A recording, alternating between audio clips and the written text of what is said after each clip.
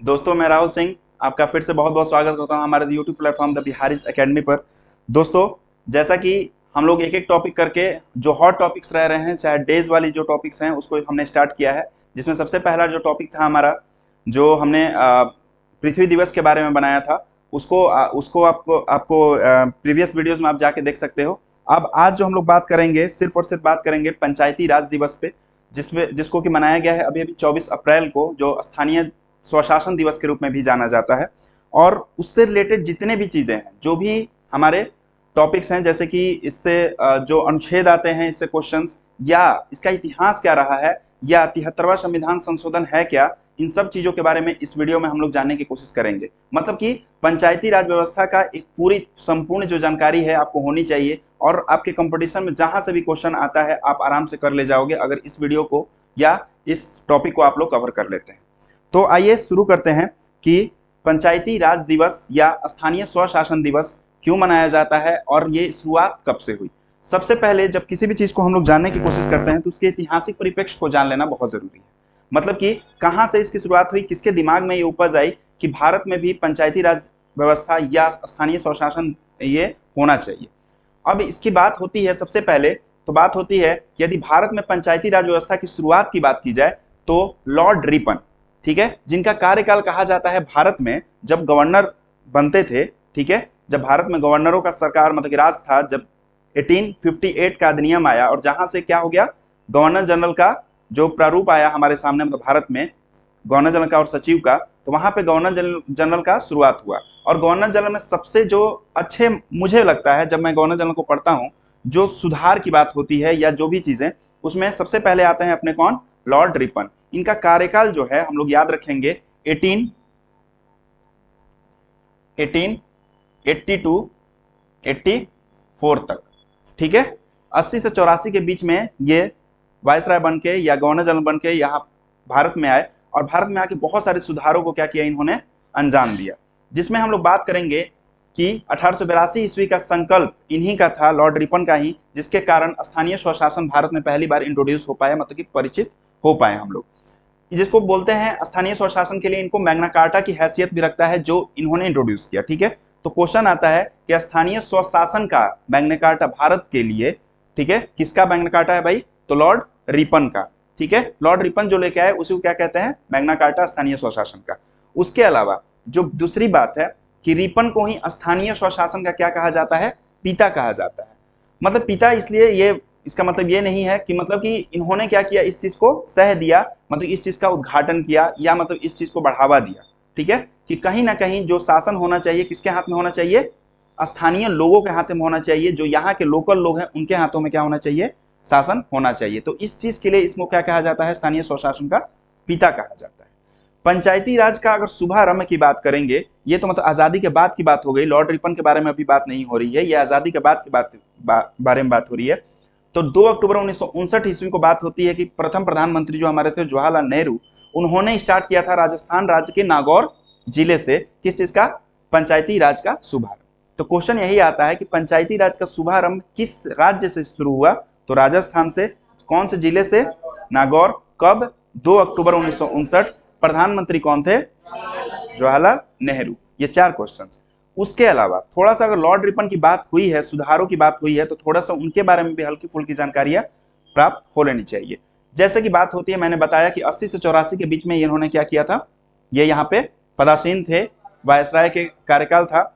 अब इनके समय की महत्वपूर्ण घटनाएं कौन कौन सी, सबसे प्रिय गवर्नर जनरल थे मेरे भी नजर में, क्योंकि देखोगे आप कि विवादास्पद शस्त्र और वर्नाक्यूलर प्रेस एक्ट, ये 2 चीजें थी। एक शस्त्र अधिनियम था जिसमें कि भारतीयों को शस्त्र रखने से क्या कर दिया गया था, पूरी तरह से मना कर दिया गया था। और दूसरी चीज थी कि जहां पर कि क्या हुआ था भाई, प्रेस पे जो ब्रिटिशर्स के खिलाफ जो भी प्रेस बोलता था उसको क्या कर दिया था, बंद करवा दिया था, बैन कर दिया जाता था। तो उसको हटाया किसने, लॉर्ड रिपन ने। स्थानीय स्वशासन की स्थापना अभी अभी हमने जान लिया कि पंचायती और नगरपालिका परिषद, जिसके कारण उन्हें स्वशासन के पिता के रूप में भी क्या होता है, जाना जाता है। ईस्वी भी याद रखेंगे कब आया था, 1882 में, ठीक है। 2 नए विश्वविद्यालय इन्होंने खोला, मतलब शिक्षा के क्षेत्र में भी ये जागरूक थे और शिक्षित चाहते थे कि शिक्षित भारतीय हों। तो उसके लिए उन्होंने खेला पंजाब विश्वविद्यालय, जो कि अभी भी है 1884 में, और इलाहाबाद विश्वविद्यालय से सब लोग रूबरू है, हम लोग के बगल में ही है, ठीक है। उसके बाद इल्बर्ट बिल विवाद 1883-84 इन्हीं के शासन काल में आया था। ठीक है, इल्बर्ट बिल विवाद इनका लाया नहीं था, लेकिन हाँ, क्योंकि यूरोपियंस के क्या था, ये खिलाफ में था इल्बर्ट बिल विवाद। जहां पर हमेशा मैंने बात की है, क्या हुआ था कि जो आज तक चीजें, मतलब कि जो भी मुकदमा चल रहा था वो कहां चलता था, लंदन में चलता था। और उनके जो मुकदमे थे, यूरोपियंस के जो मुकदमे थे या ब्रिटिशर्स के जो मुकदमे थे, सिर्फ और सिर्फ कौन देख सकता था, ब्रिटिशर्स ही देख सकते थे। तो इसके लिए ये बिल आया था, इल्बर्ट बिल, कि अब भारत में भी इनके खिलाफ मुकदमा चल सकता है और भारतीय न्यायाधीश भी क्या कर सकते हैं, इसके लिए इनका फैसला सुना सकते हैं। तो इसके खिलाफ ये जो हुआ था, आंदोलन हुआ था यूरोपियंस का या ब्रिटिशर्स का। ठीक है, और इसी को क्या कहते हैं, इल्बर्ट बिल विवाद। तो इन्हीं के शासनकाल में ये चीज आया था। दूसरी चीज कि शिक्षा पर हंटर आयोग। अब हंटर आयोग के बारे में बहुत ज्यादा बात नहीं करूंगा। ठीक है, हंटर आयोग शिक्षा के क्षेत्र में आया था, मतलब प्राथमिक विद्यालय और उन सब चीजों को, विश्वविद्यालय को लेके। ठीक है, तो उसके बारे में बातें हुई थी। और पहला कारखाना अधिनियम, मतलब कि फैक्ट्रीज में किस तरह के नियम होने चाहिए, मजदूरों से कितने घंटे काम कराए जाएं, या कौन काम नहीं करेगा, या वेतननामा कितना होना चाहिए, चाहे जो भी चीजें, वो कौन लेके आया, लॉर्ड रिपन ही लेके आए। नहीं तो उससे पहले क्या था, बंधुआ मजदूरी टाइप से या बेगारी टाइप से था। ओके, तो ये सब चीजें लॉर्ड रिपन से जुड़ी हुई थी। इसीलिए इनको क्या कहा जाता है, सबसे प्रिय गवर्नर जनरल या सुधारों का इनको क्या कहा जाता है, एक तरह से आप पिता कह सकते हो, कि सुधारों की जो समीक्षा की इन्होंने और सुधार किए, बहुत अच्छे सुधार थे। तो इस तरह से हमने 3 चीजें देखी हैं अभी तक लॉर्ड रिपन के बारे में। उसके अलावा कब स्टार्ट हुआ है, आजादी के बाद 2 अक्टूबर 1959 को। अब हम लोग अगले स्लाइड में बात कर लेते हैं कि पंचायती राज दिवस 24 अप्रैल को तो मनाया जाता है, लेकिन उसी दिन क्यों मनाया जाता है।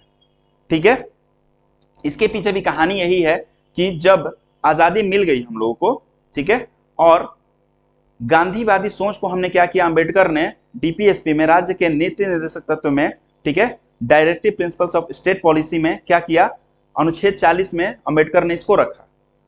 ठीक है, राज्य के नीति निर्देशक तत्व का मतलब यही होता है कि कहीं ना कहीं आपको राज्य को किधर पहुंचाना है, कल्याणकारी राज्य की तरफ। मतलब कि कहीं ना कहीं आपको क्या करना है, उन सब चीजों को कहीं ना कहीं कभी ना कभी फोकस में ले आके और मेन अनुच्छेद, मेन संविधान में क्या करना, उसको जगह देना है। नहीं दिया गया, सिर्फ और सिर्फ संविधान में रखा गया उसको, अनुच्छेद 40 की बात की गई। लेकिन लास्टली क्या हुआ कि 1992 में, ठीक है, 1992 में जब सरकार थी किसकी, किसकी सरकार थी, नरसिम्हा राव की। और उसी समय एक संशोधन आता है जिस संशोधन को कहते हैं, कौन सा संशोधन, 73वां संविधान संशोधन। और किस दिन आया था, 24 अप्रैल 1993 को ये लागू हुआ है, याद रखिएगा। आया था 92 में ही, लेकिन लागू कब हुआ है, 24 अप्रैल 1993 में। और इसी दिन से, इसीलिए क्या मनाया जाता है, अपना पंचायती राज दिवस मनाया जाता है। ठीक है, और इसी दिन से पंचायती राज व्यवस्था को संवैधानिक दर्जा दे दिया गया। मतलब कि पूरी तरह से संविधान में एक जो दर्जा दी जानी चाहिए, जो अस्थायी दर्जा दी जानी चाहिए, ठीक है, लोकल बॉडीज को दिया गया। आज देख रहे हो क्रांति ही है ये। ठीक है, गांधीवादी सोच ही है, कहीं ना कहीं आपको अपनाना ही पड़ेगा, गांधी से आप दूर नहीं रह सकते। अभी अभी आपको, ये तो भ्रष्टाचार का अड्डा था, बिहार में भी देख रहे हो, नगर निगम का जो चुनाव है अभी प्रत्यक्ष रूप से किया गया, अब जाके किया गया है। मतलब कहीं ना कहीं जो लोकल लोग हैं उनको आज मिला है, आज जाके, इस साल जाके मिला है क्या, पावर। ठीक है ना, कि हम मेयर को भी चुन सकते हैं और मेयर को भी क्या कर सकते हैं, 5 साल बाद हटा सकते हैं अगर हमें अच्छा नहीं लगेगा तो। क्योंकि बहुत बड़ी इकाई है ये, है ना, जो पंचायती राज या नगर पालिका वाला जो ये है, ठीक है, सिस्टम है। तो इसीलिए बोलते हैं कि राष्ट्रीय पंचायती राज दिवस कब से, लेकिन स्टार्ट कब से हुआ है, ये 2010 से। तो याद रखना कि जो ये वाला सिस्टम है कि कब पंचायती राज व्यवस्था को संवैधानिक दर्जा दिया गया, तो 24 अप्रैल 1993 को। संविधान संशोधन कब आया, 1992 में। ठीक है, और मनाया कब जाता है, कब से, 2010 से। कंफ्यूज नहीं रहना, ये ना कि 1993 से जोड़ने लगना। तो 10 से। ठीक है, पंचायती राज दिवस जो है हर एक साल थीम होता है। तो 2023 का थीम है आजादी का अमृत महोत्सव हम लोग मना रहे हैं, और उसके साथ साथ समावेशी विकास। ठीक है, इंक्लूसिव डेवलपमेंट। इसका मतलब क्या होता है, समावेशी विकास का मतलब, हाँ, सबका साथ सबका विकास नहीं करना है, बात है समावेशी विकास। हाँ, बात वही है कि सभी वर्गों को लेकर क्या करना, चलना, विकास करना, डेवलपमेंट करना। ठीक है, कोई भी वर्ग छूट ना पाए। तो यही थीम है आजादी का अमृत महोत्सव, याद रखना, और समावेशी विकास। इसका उद्देश्य क्या था और इसकी राजनीतिक व्यवस्था क्या है, मतलब कि पंचायती राज का जो उद्देश्य क्या था और उसकी राजनीतिक व्यवस्था क्या है, उसके बारे में जान लेते हैं। उद्देश्य यही हम लोग को पता है कि विकेंद्रीकरण करना, जो शक्तियां हैं, जो सेंटर में पावर है, उसको क्या कर देना है, विकेंद्रीकृत कर देना है, डिसेंट्रलाइज कर देना है। जब चीजें आप डिसेंट्रलाइज कर लेते हैं तो क्या हो जाता है, आपका काम आसान हो जाता है। मुझे कोई भी चीज ऑर्गेनाइज करना है, ठीक है, मुझे कोई भी एक सभा ऑर्गेनाइज करनी है या कुछ भी ऑर्गेनाइज करना है, हमें कोई चीज करना है, तो हम क्या करेंगे, दो चार लोगों में चीजों को क्या कर देंगे, बांट देंगे, तो चीजें आसान हो जाएंगी। ठीक है, क्लियर होना चाहिए। तो यही चीज है कि पंचायती राज व्यवस्था का मूल उद्देश्य विकास की प्रक्रिया में जन भागीदारी को सुनिश्चित करना और लोकतांत्रिक विकेंद्रीकरण को बढ़ावा देना है। मतलब कि डेमोक्रेटिक जो ये डिसेंट्रलाइजेशन है, इसको क्या करना है, बढ़ावा देना है। अब पहले पहल जो है पंचायती राज व्यवस्था को गांधीवादी दर्शन के अनुरूप राज्य के नीति निर्देशक तत्व में अनुच्छेद 40 के तहत क्या मिला, स्थान मिला। तो याद रखो, दो क्वेश्चन यहां से आता है कि कौन सा दर्शन है पंचायती राज व्यवस्था, तो गांधीवादी दर्शन है, और दूसरा कौन सा अनुच्छेद है, तो अनुच्छेद 40 है।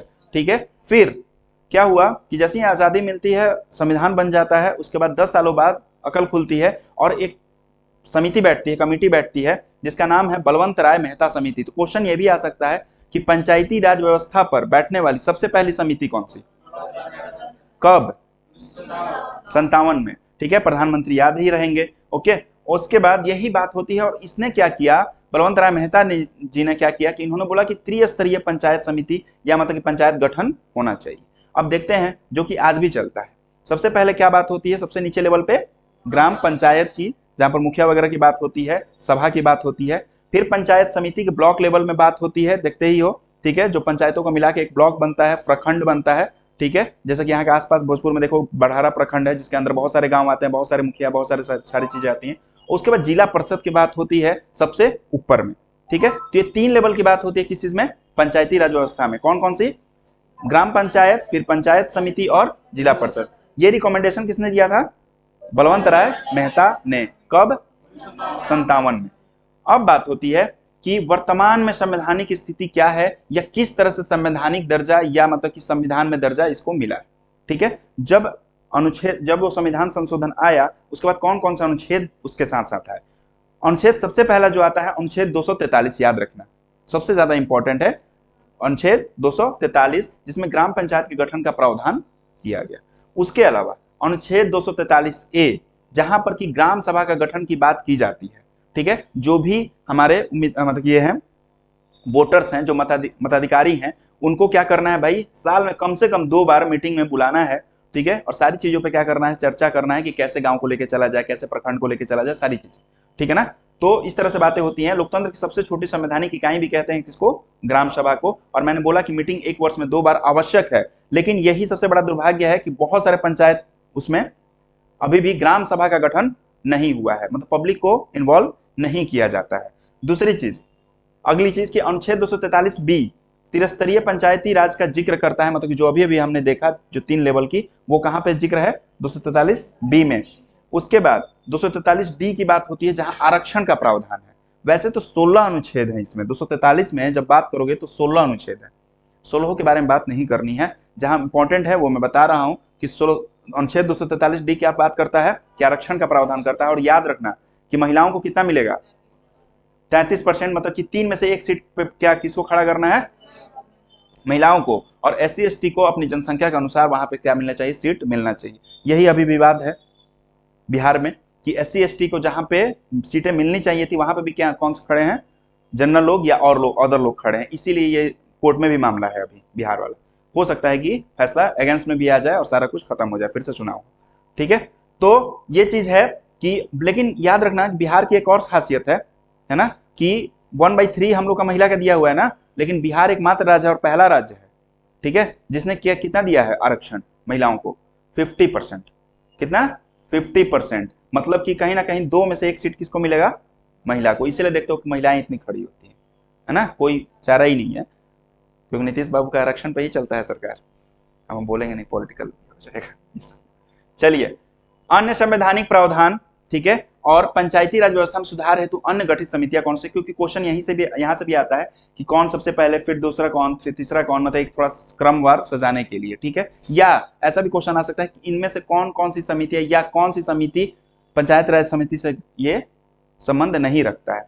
ठीक है, अब एक और बात होती है अनुच्छेद 243 अंग की, कि पंचायत को यदि किसी विधि के अधीन पहले विघटित नहीं किया जाता है तो इसका कार्यकाल कितना होगा, 5 वर्ष का। अगर कोई घटना ऐसी नहीं घटती है, जैसे कि अभी नगर पंचायत, अभी ये वाला इशू चल रहा है, अगर ये नहीं होता है, विघटित नहीं होता है, तो फिर 5 साल चलेंगे। अगर नहीं, अगर विघटित हो जाता है तो बात ही अलग है ना। फिर क्या करना पड़ेगा आपको उस मामले में कि 6 महीने के भीतर में आपको चुनाव कराना पड़ेगा। ठीक है, सब लोग सब जगह तो यही है। राष्ट्रपति का भी ये भी देखते हो, राष्ट्रपति का भी देखते हो, चाहे मतलब कि लोकसभा में भी देखते हो, जो पढ़ते हो, तो 6 महीने के भीतर आपको चुनाव कराना है। तो यहाँ पे भी 6 महीने के अंदर में ही, कोई अलग नहीं है। यदि विघटन में उसकी अवधि के 6 महीने से कम बचा हो तो शेष अवधि के लिए निर्वाचन कराना जरूरी नहीं होता है। मतलब 4.5 साल चल गया है, 4.5 साल से ऊपर, तो फिर चुनाव दोबारा नहीं होगा, मतलब कि उसके लिए नहीं होगा। ठीक है ना।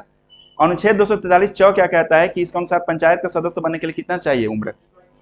21 वर्ष। ठीक है, याद रखिएगा, 18 में कंफ्यूज मत होइएगा कि मताधिकार तो 18 पे 21 का है, तो 21 है लेकिन यहाँ पे। ठीक है, पंचायत में। अब देखिए पंचायती राज का विकास कैसे हुआ है। वही बलवंत राय मेहता से स्टार्ट होता है 57 में। उसके बाद अशोक मेहता आते हैं, एक और समिति बनती है 2-4 साल बाद। फिर JVK राव समिति आती है, फिर सिंघवी समिति आती है, LM सिंघवी, फिर थुंगन समिति आती है, और लास्टली गाडगिल। ठीक है, जो बात होगी किस समिति के द्वारा यह 73वां संविधान संशोधन है, अभी हम लोग बात कर लेंगे। ठीक, आगे बढ़ते हैं। 73वां संविधान संशोधन है क्या? अब 73वां संविधान संशोधन हम लोग को पता है कि पंचायती राज से संबंधित है, और यह संशोधन याद रखना PV नरसिम्हा राव के सरकार में 1992 में आया, और 23 अप्रैल 1993 को क्या हुआ? आया 1992 में, लागू हुआ 23 अप्रैल 1993 को। इसके द्वारा संविधान के भाग, अरे हाँ, यहाँ पे 9 होना चाहिए, भाग 9 होना चाहिए, याद रखिएगा। भाग क्या होना चाहिए? 9, भाग 9। कितने भाग हैं पूरे? 25। कितने हैं मैं पूछ रहा हूं वर्तमान में, मैं उस समय मूल संविधान की बात नहीं कर रहा हूं। 25, कंफ्यूज मत हो जाना, 25। और ये क्या क्या है भाई, कौन सा अनुच्छेद है? 243 क से ण तक कुल 16 अनुच्छेद है, मैंने बताया शुरू में ही, जिसमें कि मैंने 5-6 का जिक्र किया है जो इंपॉर्टेंट थे। ठीक है, तथा अनुसूची 11 की बात, हमने अनुसूचियों की बात कर ली है, और अनुसूची 11 में किस चीज का जिक्र होता है? पंचायत का, है ना। और 12 में नगर पालिका का। दोनों याद रखना, अनुसूची 11 और अनुसूची 12 सिर्फ और सिर्फ स्थानीय स्वशासन की बात करता है। मतलब कि एक अनुसूची जो है 11 बात करता है पंचायत का, और 12 बात करता है नगर पालिका का। अब नोट में यही है कि भाई वर्ष 1986 में जब गठित हुई थी ML सिंघवी समिति, तो उसी के सिफारिश पर क्या आया था? 73वां। अब याद रखना कि जो गठन हुआ है त्रिस्तरीय, वो तो अशोक मेहता वाला लिया गया है, बट अशोक मेहता था ना, बलवंत राय था, बलवंत राय। लेकिन जो संविधान संशोधन आया है वो किसके कहने पे? सिंघवी जी के। ठीक है, LM सिंघवी समिति की सिफारिशों पर संविधान संशोधन आया 1993 के द्वारा, पंचायती राज को संवैधानिक दर्जा का ये दिया। ठीक है, तो इसलिए याद रखना जरूरी है कि LM सिंघवी समिति ही आया था। ओके, वर्तमान में जो बात है ये भी याद रखना बहुत इंपॉर्टेंट हो जाता है कि भाई वर्तमान में पंचायती राज व्यवस्था क्या हर जगह है? नहीं। नागालैंड, मेघालय, मिजोरम, यहाँ पे तीनों जगह छोड़कर अन्य सभी राज्यों में है, ये सब राज्य हैं, और दिल्ली को छोड़कर अन्य सभी केंद्र शासित प्रदेशों में क्या है? पंचायती राज व्यवस्था लागू है। पंचायती की बात हो रही है, नगर निगम से तुलना मत कर लेना, क्योंकि अगर क्वेश्चन आता है कि नगर निगम है कि नहीं दिल्ली में, बिल्कुल है। ठीक है, नगर निगम है वहां पे, पंचायत नहीं है। ठीक है, तो याद रखेंगे 3 राज्य कौन कौन से? नागालैंड, मेघालय और मिजोरम। केंद्र शासित में याद रखेंगे दिल्ली। यही सब एक्सेप्शन क्वेश्चन पूछते हैं। उसके बाद 73वां संविधान संशोधन की मुख्य शर्तें कौन सी हैं भाई, मुख्य बातें कौन सी हैं? तो वही पहली बात की त्रिस्तरीय पंचायत, ये होगा, लेवल होगा। दूसरा कि पंचायती राज संस्था के प्रत्येक स्तर में 1/3 स्थानों पर महिलाओं के लिए आरक्षण जरूरी है। ठीक है, और इसका कार्यकाल 5 वर्ष निर्धारित किया गया है, जहां पे कि अगर विघटित होता है तो 6 माह के अंदर में चुनाव होना जरूरी है। राज्य की संचित निधि से, मतलब कि कंसोलिडेटेड फंड ऑफ स्टेट, ठीक है, सेंटर नहीं स्टेट, वहीं से क्या होता है? अनुदान देने की व्यवस्था की गई है, किसको? पंचायती राज व्यवस्था को। ठीक है, इसके द्वारा संविधान में भाग 9 अनुसूची 11 जोड़ी गई है। और लास्टली कि 73वां संविधान संशोधन के बाद पंचायती राज अधिनियम का निर्माण करने वाला प्रथम राज्य कौन है? कर्नाटक। याद रखिएगा कि पंचायत कब आया, कहां पर आया? शुरू में 1959 में। ठीक है, लेकिन जब 73वां संविधान संशोधन आ गया, उसके बाद पंचायती राज व्यवस्था को संवैधानिक दर्जा प्रदान करने वाला कर्नाटक। ठीक है, याद रखेंगे। तो इस तरह से जो है जो भी चीजें थी अपनी पंचायती राज व्यवस्था से जो भी इंपॉर्टेंट हो सकता है, जो वर्तमान में जो चीजें चल रही हैं, थीम से लेके दिवस क्यों मनाया जाता है, 73वां संविधान संशोधन है क्या, पंचायती राज व्यवस्था है क्या, सबको मैंने क्या कर लिया है, इसमें कवर कर लिया है। तो आप आसानी से यहाँ से कोई भी क्वेश्चन, मुझे नहीं लगता है पंचायती राज व्यवस्था से छूटना चाहिए। ठीक है, अब इसके अलावा हम लोग आगे बात करेंगे अगले टॉपिक के। तब तक आपसे अलविदा लेते हैं। तब तक के लिए बाय, पढ़ते रहिए, खुश रहिए।